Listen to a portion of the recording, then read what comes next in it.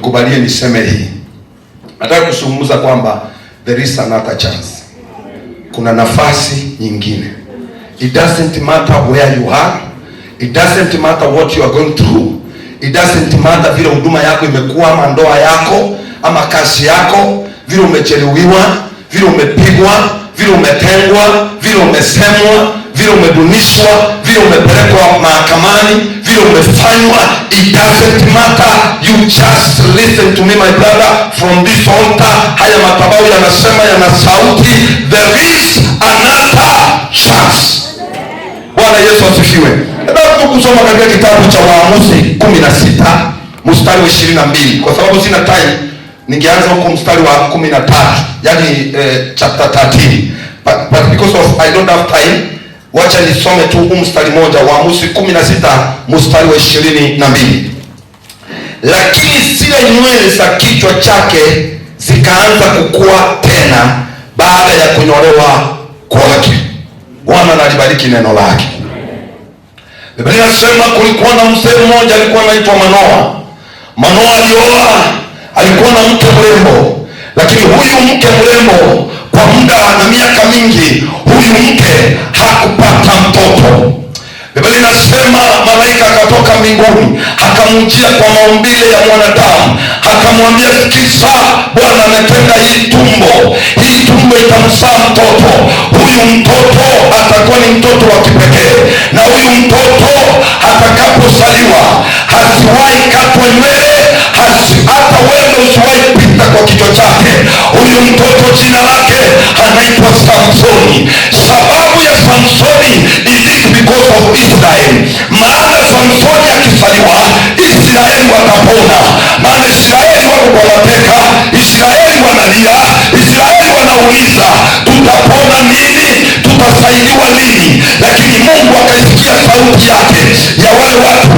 Mungu akaisikia na akaichukua. Na kama vile ambavyo unajua, Mungu ni wa mpangilio. Mungu kimwita, ameweka mikakati Bwana. Inaweza chelewa, lakini bado mikakati hiyo itakuwa na itakuwa salama kwako. Ni kwa nini Mungu anakuja kwa mipangilio? Maana kile kitu ambacho analeta kwako ni kitu ambacho si ya kuisha kesho, lakini ni kitu cha matumaini, kinakufaa wewe na kwa maisha yako ya sasa na yajayo. Biblia inasema ikachukua muda, mwanamke achukue mimba, miezi 9 akazaa mtoto huyu na akakuwa, ili awe msaada wa Israeli. Sikiza mpendwa, Samsoni akazaliwa. Biblia inasema akawa mtoto si wa kawaida, lakini kwa sababu ni mpango ya Mungu, Samsoni akawa mtu mzima. Alipokuwa mtu mzima, akaanza kupigana kwa sababu ya Israeli. Wangeinuka Wafilisti, Samsoni anawapiga kwa mkono wa Jehova. Maadui wakashangaa, ni nguvu za namna gani hii? Huyu mtu anatumia nguvu gani? Huyu mtu ni wa wapi? Huyu mtu ametupesa. Wakaanza kutafuta njia ya kumbaliza Samsoni. It doesn't matter what happened, lakini ili happen. Samsoni akanyolewa nywele, unavyojua jamaa akakwisha kabisa.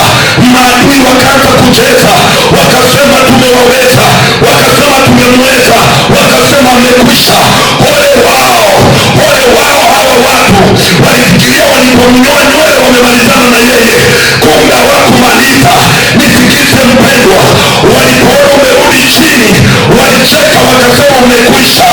Ole wao, bado roho inagonga. Walipoona umekwisha, walianza kucheka, wakaanza kuuliza, where was your God when your business was dying? Mungu wako alikuwa wapi wakati mume wako anakuacha? Mungu wako alikuwa wapi wakati bwana yako anakufa? Mungu wako alikuwa wapi wakati unapelekwa mahakamani? Yani maadui wanacheza, yani maadui wanaweza ongea, yani maadui wanajua kuumiza, yani maadui wanajua kudunisha, yani maadui wanajua kuvimba na kuweka mimba, wakuweka mwiba mali unaumia.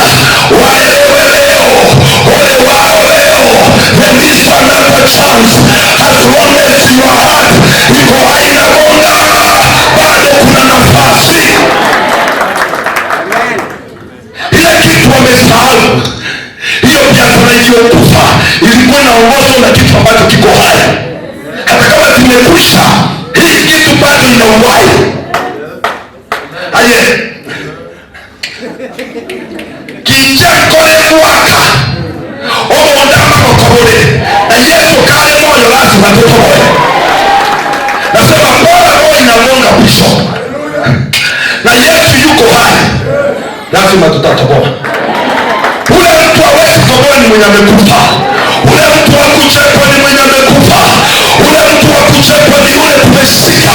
Lakini kama bado uko hai, hata kama umetoka nyumba bedroom 3 ukarudi single ya self confusion, do not worry. Aliyekuinua atakuinua tena. Nywele zilizokatwa zikaanza kumea tena.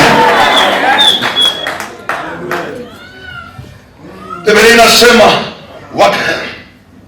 wakamweka Samson mahali, wakaitana maelfu ya watu, wakakuja wakaanza kudansi, wakaanza kucheka, wanasema niite hilo ni mtu sasa, maana yeye ni kipofu, hadi sasa aanze kutudansia. Kuna wakati wanaitana, wanaanza kuongeleshana kando, wanasema muone, hata anaendana church ya God of all grace. Hata wakati alikuwa na shida hawakumsaidia, wanaanza hata kucheka sasa, wana mambo ya kukuongea. They know how to discourage you. Na wameenda shule brother, hawa watu wana elimu, wanajua vile wanakutorment. They know how to torment your heart. Do not worry my brother. Mungu ameshikilia muujiza wako. They will wonder. Mungu atakupea neema ya kujilipishia kisasi. Mungu atafanya watoto wako waolewe na matajiri, kuwatorment mpaka kuwashangaza. Wanauliza Abigaili ngayari useti na kimwana yakitaka akaje koko yuko mno na gitari. Wanaanza kuulizana kwa alienda aje hapa? Ati ni yeye ako na duka town ati imejaa alitoa wapi ni ile kanisa mbaya. Unajua kama wanaanza kutafuta njia ya kuescape. Nisikize mpendwa, na malizia kwa kusema namna hii, chochote kile kilichokufa kwako hakikukufa kabisa, maana wewe uko hai. Kingekufa kiishe hata wewe wakati ungekufa. But as long as you are alive, mpendo itafufuka. Kama ni ndoa itafufuka, kama ni relationship itafufuka, kama ni biashara itafufuka, kama ni milango ya pesa itafunguka katika jina la Yesu Kristo. There is another chance my brother. Do not listen the people who discourage you. Never listen to them. Concentrate to the power of Jesus. Wewe kama wako kwa Yesu, mambo yatakuwa salama. Ndio tunasema wakati corona ilikuja hatukumalizika. Now this is the revival. Inaanza sasa. Hallelujah. Mahali bishop hatukufika, this time tunaenda. Amen. Kila kitu hatukufanya, this time tutafanya mara 10 zaidi. Hallelujah. Amen. Na ninasema namna hii, inaanza kwa huduma, inakuja pia kwa familia, inakuja kwa watoto wako, inaendelea. Maana this time hakuna mwenye anabaki nyuma, tunaenda wote, tunasonga moja wote, tunasonga wote. Maana huyu akifanikiwa pande hii unafanikiwa. Huyu ananunua gari, ananunua shamba, huyu ananunua ng'ombe, mtoto wa huyu anafanya harusi, huyu mwingine anaenda ng'ambo, huyu mwingine. Hiyo ndio mambo inakuwa inafanyika hapa. Pia Yesu makofi kwa mkono wako juu. Mkono wako juu na hii. Baba, katika jina la Yesu Kristo, walisema imemalizika. Wamekuwa na mambo ya kuongea, wamekuwa na mambo ya kushusha, wamekuwa na mambo ya kutuchoma, wamekuwa na mengi ya kusema juu yetu, lakini naijulikana leo Baba, wewe ulihifadhi roho zetu kama vile maandiko yanasema, Bwana atahifadhi roho ya mwenye haki. Ayubu alipochomwa na maneno, Ayubu alipochomwa na upete na mambo mazito, Baba ulimwambia shetani, usicheze na moyo wa huyu mtu. Baba yangu, ulihifadhi roho zetu. Sasa wacha ijulikane kama vile ulivyomjibu Ayubu, ulivyoteremsha Bwana baraka na neema juu yake. Wacha baraka hizo ziwe juu ya huyu mtu katika jina la Yesu Kristo. Kila ambacho kilikufa Baba ninakifufua tena, kile kilichokwama Baba ninakikwamua kwa jina la Yesu. Watoto walio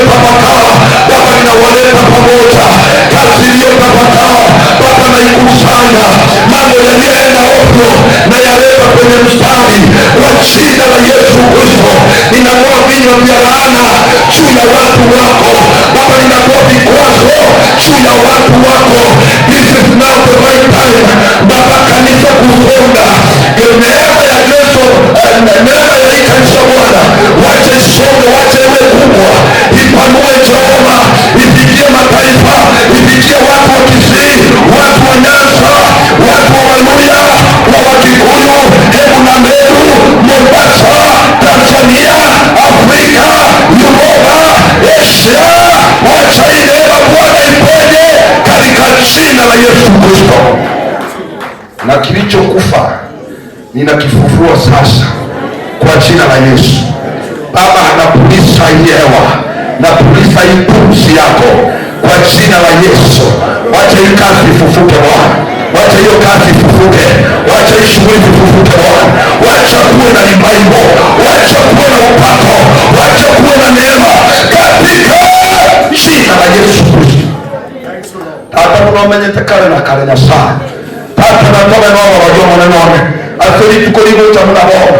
Tote no mwanene tate kero kuachete. Biblia kuwete likawoka. Anopo ikile Mungu alinotokomena. Na kwa jina la Baba na la Mwana na Roho Mtakatifu nimeomba na kubariki. Sema amen. Sema amen.